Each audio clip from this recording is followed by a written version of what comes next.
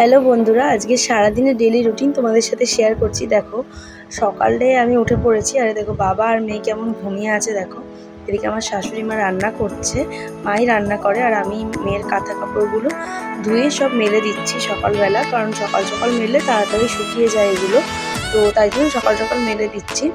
আর এবার আমি আমার নাইটটা চেঞ্জ করে নেব, তারপর ঘরের সমস্ত কাজ শুরু করব। তো সেই জন্যই চলে গেলাম বাথরুমে। আর দেখো নাইটিটা চেঞ্জ করে চলেও আসলাম কেমন এক চুটকিতে।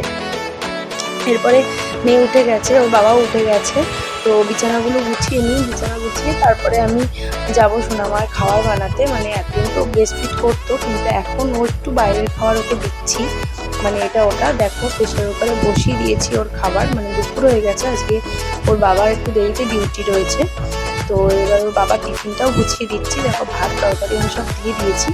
অন্যদিন ওর বাবা সকালে যায় ডিউটি, আজকে ওর বাবার ডে ডিউটি রয়েছে, সেই জন্য আজকে এই সময় টিফিন দিচ্ছি, নয়তো সকাল সকাল দেওয়া হয়ে যায়, যেটা তোমাদের সাথে শেয়ার করি। এবার সোনামাকে তেল মাখাবো, তেল মাখিয়ে ওকে স্নান করাতে নিয়ে যাবো। দেখো আমি কিন্তু এই তেলটা ইউজ করি গরমকালে, প্যারাশুটের এক্সট্রা ভার্জিন কোকোনাট অয়েল। এই তেলটা কিন্তু আমি আমার বাচ্চার জন্য ইউজ করি গরমকালে। শীতকালে কিন্তু আমি কোকোনাট অয়েলটা ইউজ করিনি। শীতকালে আমি ওকে অলিভ অয়েল মাখিয়েছি। এরপরে তো ও বড়ো হয়ে যাবে, শীত আসার আগে, তখন ওকে এমনি নর্মাল অয়েল ইউজ করবো। বাট ও তখন যেহেতু একদম ছোট ছিল, ওকে আমি এক্সট্রা ভার্জিন অলিভ অয়েল মাখিয়েছিলাম। দেখো স্নানের জলটা রেডি করছি।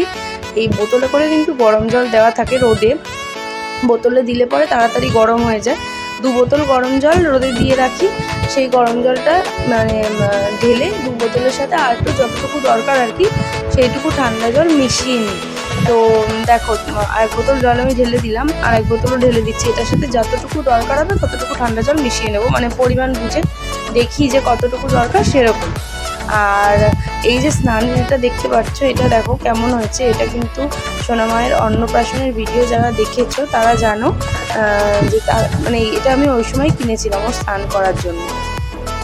দেখো স্নান টান করে কিন্তু মাম্মাম চলে এসেছে।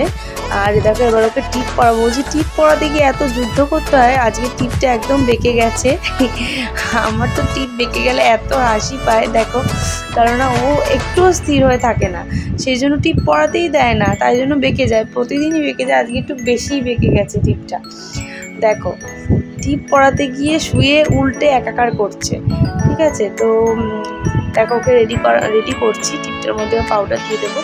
সোনা মাম্মাম খেলছে আমার, উবুর হয়ে গিয়ে মুছতেও দিচ্ছে না, যে একটু মুছে দেবো সাইড দিয়ে সেটাও দিচ্ছে না। প্রতিদিন এই যুদ্ধটা আমাকে করতে হয় স্নান করার পরে, মানে খাওয়া নিয়ে, টিপ পরানো নিয়ে, জামা পরানো নিয়ে, সব কিছু নিয়েই যুদ্ধ চলে। এই যুদ্ধ তো সবে শুরু, তবে এই যুদ্ধ বা এই মানে কার্টুনগুলোর মধ্যে যে একটা আলাদা ফিলিংস রয়েছে, সেটা যে কোনো মাই বুঝতে পারবে, যে এই ফিলিংসগুলো বলে বোঝানো যাবে না। দেখো এবার সোনামায়ের খাবারটা নিয়ে এসেছি, যেটা সবজি সিদ্ধ করেছিলাম সবজি দিয়ে, ভাত আর ডাল দিয়ে, সেটা খাওয়াতে বসেছি। দেখো ওকে চামচ দিয়ে খাওয়ানো শুরু করেছে, অবস্থাটা দেখো। ও তো মুখ খুলতে চায় না।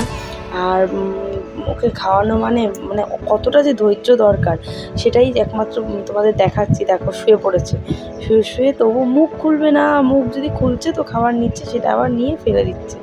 রকরটা একবার তোমরা শুধু দেখো। আর ওর বাবা ওখানে শুয়ে হাসছে যে কি করছে। দিয়ে ওর বাবা দেখো গেছে। আমি বললাম যে একটু এক কাজ করো, কোনো কিছু দিয়ে যখন খাচ্ছে না, কত কিছু দিয়ে ভোলানো হচ্ছে, খেলনা দিয়ে ভোলানো হচ্ছে, খাচ্ছে না, তো ওর বাবাকে বললাম একটুখানি টিভি চালাও, যদি টিভি দেখে অনেক সময় খায়। তো সেই জন্য ওর বাবা গেছে টিভি চালাতে। আর দেখো টিভির দিকে কীভাবে তাকিয়ে আছে, আর মাম বলেই যাচ্ছে। যদি একটুখানি খাওয়ার ওর মুখে যায়, তো সেই খাবারটাও এমনভাবে চিবাচ্ছে, দেখেও এত হাসি লাগছে, পুরো বয়স্কদের মতো। দাঁত নেই ওর, ও খেতে পারে না একদম। আমি ম্যাশ করে দিয়ে খাবারটা, যাতে একটু দানা দানা না থাকে। তো তাও দেখো ও মুখের মধ্যে নেয় আর নিয়ে ফেলে দেয়। আমি তখন সেটাই বলছিলাম যে মুখের মধ্যে নিচ্ছে খাবারটা আর ফেলে দিচ্ছে। দেখো টিভির দিকে কিন্তু তাকাচ্ছে, ওর বাবা ওর প্রিয় জিনিসটাই চালাচ্ছে ইউটিউবে, সেটা হচ্ছে এই যে আহা টামাটার এই গানটা। এইটা ওর কিন্তু খুব ভালো লাগে, আহা টামাটাম বাড়ে মজেদার, এটা ভীষণ ভালো লাগে, ওর প্রিয়। এটা দেখছি কিন্তু মুখ খুলছে না, সারা মুখে খাবার ভরাচ্ছে কিন্তু মুখ খুলছে না। কতক্ষণ পরে যে মুখ খুলে খাইয়েছে ওকে, তারপর দেখো খেয়ে দিয়ে ও কিন্তু ঘুমিয়ে পড়েছে। এইবার আমি যাব স্নান করতে। এতক্ষণ পর ঘুমিয়েছে, কতটুকু টাইম ঘুমায় সেটাই হচ্ছে দেখার। তো আমি স্নান করবো, পুজো করবো, ঘরে অনেক কাজ আছে। দেখো স্নান করে রেডি হয়ে চলে এলাম আমি আর দেখো এসে দেখো দেখছি ও অলরেডি উঠে পড়েছে। বললাম না কিছুক্ষণ কাজ করেছি আর স্নান করেছি আমি, ব্যাস মনে হয় খুব বেশি হলে 10 থেকে 15 মিনিট ঘুমিয়েছে, তারপরে উঠে পড়েছে।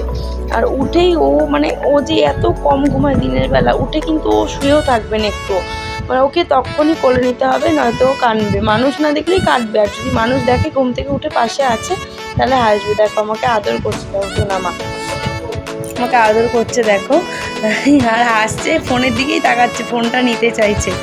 এবার ওকে নিয়ে একটু বাইরে চলে এলাম, কারণ ও তো ঘরে মানে আর থাকতে চাইছে না, তো বাইরে একটুখানি এসছি। দেখো বারান্দার এখানে এসে কি হাসি কি খুশি। তারপরে আমি ওকে বাবার কাছে দিয়ে মানে আমার শ্বশুরমশাইয়ের কাছে দিয়ে পুজো দিতে চলে গেলাম। তো ঠাকুরের জায়গাটা একটু মুছে নিচ্ছি, সামনেটা পরিষ্কারই আছে, তবু ঠাকুর পুজো দেওয়ার আগে তো মুছে নিতে হয়। আর এ দেখো ঠাকুরের বাসনগুলো মা মেজে দিয়েছে, মানে আমার শাশুড়ি মা মেজে দিয়েছে, সেগুলো আমি গুছিয়ে নিচ্ছিলাম। আর সব কিছু মানে জায়গা মতো সেটিং করে নিচ্ছিলাম, যেহেতু সব কিছুই মানে ধুয়ে দিয়েছিল। আজকে তো বৃহস্পতিবার ছিল, তো সেই জন্য আজকে বৃহস্পতিবারে ঠাকুরের লক্ষ্মী ঘট পাততে হবে। তো লক্ষ্মী ঘট পাতার জন্য আজকে মানে কিছুক্ষণ বেশিও সময় লাগে পুজো দিতে, ফল প্রসাদ দিয়ে ঠাকুরকে পুজো দিতে হবে। তো ঠাকুরকে মুছে নিচ্ছিলাম ফার্স্টে। আর এই যে ঠাকুরের সিংহাসনে যে আগের দিনের বাসি ফুলগুলো ছিল সেগুলো আগে পরিষ্কার করে নিচ্ছিলাম। তারপরেই দেখো এই যে শিবলিঙ্গর মাথাতেও যে ফুলগুলো ছিল, জলটা ছিল, সেগুলো সব ফেলে নিলাম। আস্তে আস্তে আমি সব কিছু গুছিয়ে নিচ্ছিলাম ঠাকুরের সিংহাসনে। তারপরে পুজো দেওয়া স্টার্ট করব, মানে পরিষ্কার করে নিয়ে তারপরে তো পুজো দিতে হয়, কারণ আমরাও তো পরিষ্কার জায়গায় খেতে ভালোবাসি, তো ঠাকুরকেও অবশ্যই সম্পূর্ণ পরিষ্কারভাবে তারপরেই খেতে দেওয়া উচিত।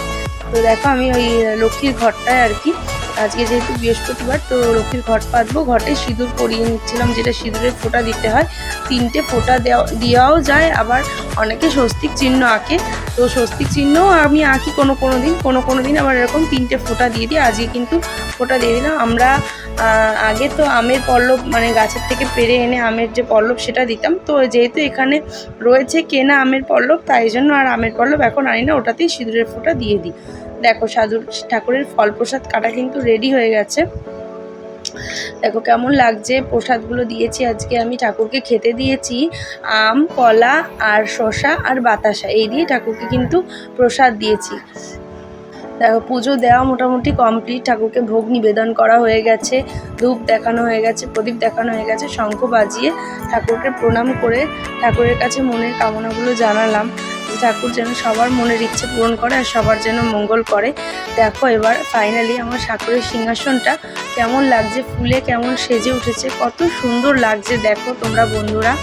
ফুল দিয়ে সাজালে যেন ঠাকুরকে আরও অপূর্ব সুন্দর লাগে, ঠাকুর তো এমনিই সুন্দর, আরও সুন্দর সেজে উঠেছে দেখো। এইবার আমি চলে এসেছি ঘরে, আর ওকে টিভিটা একটু চালিয়ে দিচ্ছি, মানে ও তো আমি একটু খাবো, আমার খুব খিদে পেয়েছে, দুপুর হয়ে গেছে, তো ওকে টিভি চালিয়ে দিচ্ছি, ও টিভির দিকে তাকিয়ে তাকিয়ে দেখছে, আর মানে টিভিটা দেখবে আর আমি খাবো সেই সময়, সেই জন্য ওকে বসিয়ে রেখেছে। ও দেখো কীভাবে টিভিটা কখন চলবে সেই আশায় বসে আছে। টিভি শুধু জাস্ট আলোটা চালু হবে, তখনও টিভি চালু হবে না, ওর যে কী খুশি হবে, ও জানে যে এবার টিভি চলবে আর আমাকে দেখতে হবে। বাই বাই, খুব সুস্থ দেখো। আর ভিডিওটা কেমন লাগলো অবশ্যই কমেন্টে জানিয়ে, ভালো লাগলে লাইক কমেন্ট শেয়ার করুন, আমার পেজটা সাবস্ক্রাইব করতে ভুলো না কিন্তু।